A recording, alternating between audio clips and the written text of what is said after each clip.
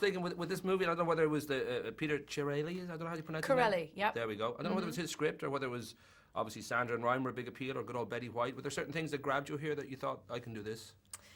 Yeah, it was the script first. I read that, and then I knew Sandy and Ryan were attached to the movie before I got hired on, and I wanted to work with both of them for so long. Living through Sandy, to be able to do physical comedy, I felt like I was living through her, because it's the thing I love so much as a dancer. I was like the go-to girl for the comedy.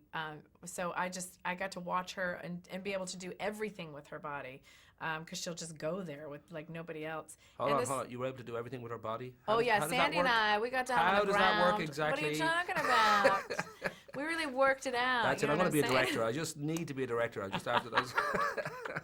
You get to do things that normal people can't do. Rock and roll. No, that is not true. She's a good kisser. So I love the script.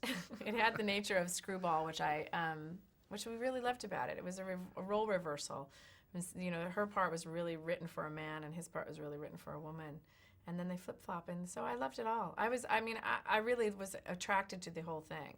And then we got to cast the way we did, and it just was heaven for me.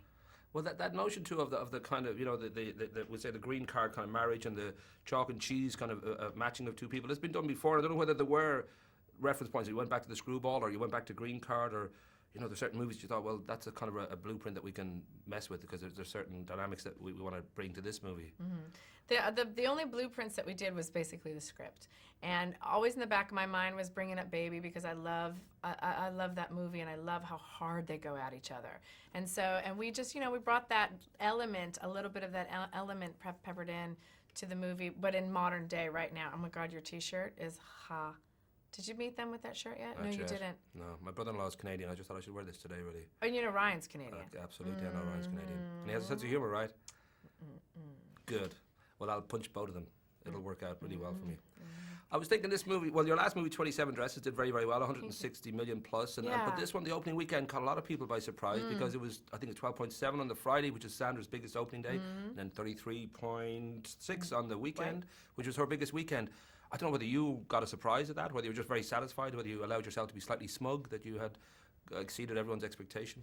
I got naked and went on to by the Hollywood sign and screamed, "Screw you." I don't know what it's I did. so obvious you were a dancer before. Just all this is coming out now. Just coming out. God, it was so, you don't know what people are going to do. You have no idea if they're going to see your movie. So you're just praying and hoping, and oh my God, is it going to pay off? And will people see it? And then you have an opening weekend like that. It is a relief. It's rewarding, and I feel mostly like there's a time when it turns where you want the movie to do well for you so that you can continue to be hired, and you feel like, oh my God, they'll let me stay in this business one more time. It's that sort of feeling, but more to the point, I was happy for Sandy and Ryan, and Peter, our writer. This was his first movie produced, so it turns into that, like, I want everybody else to do well for it so that they can go on with their lives, because you don't want to be the movie that ruins somebody's career. I was thinking too, I mentioned that you were dancing, and obviously your early part of your career was you danced in a lot of movies like Tank Girl and Boogie Nights and Dudley Do Right and Scream 2, and then choreographed about 30, 40 movies. Was it always in the back of your mind, I'm going to actually get to behind that camera at some point and direct, or whether it sort of just fell to you with something like Step Up, a very natural fit, whether it just sort of fell into your lap, or whether you really chased this down? It wasn't anything I was pursuing. I mean, I always just wanted to dance. It was the only thing I knew I wanted to do my whole life. And then my friend Adam Shankman, who went on to be a choreographer turned director, went on and to direct. And so I kind of took over our work with choreography and just continued in that world. And the same thing happened with Step Up. Adam called me and said, I have a producer's going to call you. They need a choreographer turned director to direct this little movie, and you're going to go in and interview. And I'm like, what the hell? What's happening? So I don't say no to an opportunity, and it just kind of happened that way. And it's over a course of 20 years, but I did want to do it. It just happened so fast, but you never know. It's like that thing of just letting life happen, and don't force or stop anything. Just go with it and see where it lands you. And that's kind of what happened, and they hired me. What happened? 2 very quick questions, got to wrap up. All right. You've got a nickname, Mama. Did you get that in prison? Like that's sort of a nickname you get in prison. Yeah, I did. What you thought it talking might about? be. Rock No, and I'm roll. codependent. I'm a horrible codependent person. I've worked it out in therapy, but they still call me Mama. And the other thing was, I saw an interview last night on, I think it was iFilm from Step Up period. There's a guy talking to you, and you related the fact that becoming a director, one of the pieces of advice you got was generally just be good to people. You know, just that it is a kind of a, you know, you are sort of driving this thing, and you really need to just get everybody in on your side. But you did mention that you had an experience with an asshole who was completely the opposite of that, who was just very, very difficult to work with.